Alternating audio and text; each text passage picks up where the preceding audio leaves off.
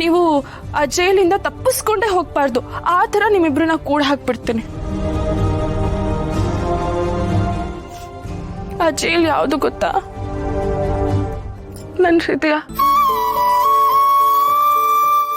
ನನ್ನ ಜೀವನ.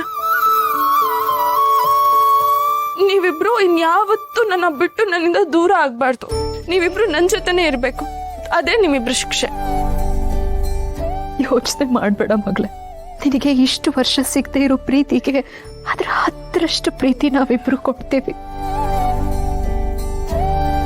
ವೀರು, ನಾನು ಹುಷಾರಾಗಿದ್ದೇನೆ. ಈ ಆಸ್ಪತ್ರೆ ಸಾಕು. ನಾನು ನನ್ನ ಕುಟುಂಬದವ್ರ ಜೊತೆ ಕಾಲ ಕಳಿಬೇಕು. ಇಷ್ಟು ವರ್ಷ ಎಲ್ಲರಿಂದ ದೂರ ಇದ್ದು ನರಕ ಅನುಭವಿಸಿದ್ದೀನಿ.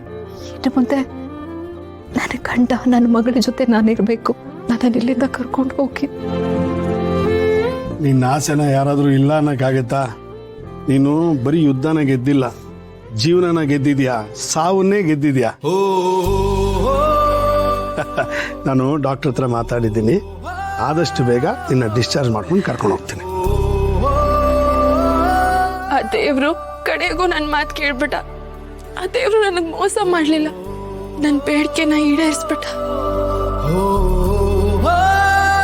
ನನ್ನ ದೇವತೆ ನನ್ನನ್ನು ಕೊಟ್ಬಿಟ್ಟ. ನಮ್ಮಮ್ಮ ನನಗೆ ಸಿಕ್ಕಾಯ್ತು. ಈಗ ಈ ಪ್ರಪಂಚದಲ್ಲಿ ನಾನು ತುಂಬಾ ಅದೃಷ್ಟವಂತೆ. ನಂಗೆ ಅಪ್ಪನ ಪ್ರೀತಿ ಸಿಕ್ಕಿದೆ, ಅಮ್ಮನ ಪ್ರೀತಿ ಸಿಕ್ಕಿದೆ. ನಾನು ಅಪ್ಪ ಅಮ್ಮ ಇಬ್ರು ಜೊತೆನೂ ಇದ್ದೀನಿ. ನಿಜವಾಗ್ಲೂ ಗೆದ್ದಿರೋಳು ನಾನಮ್ಮ.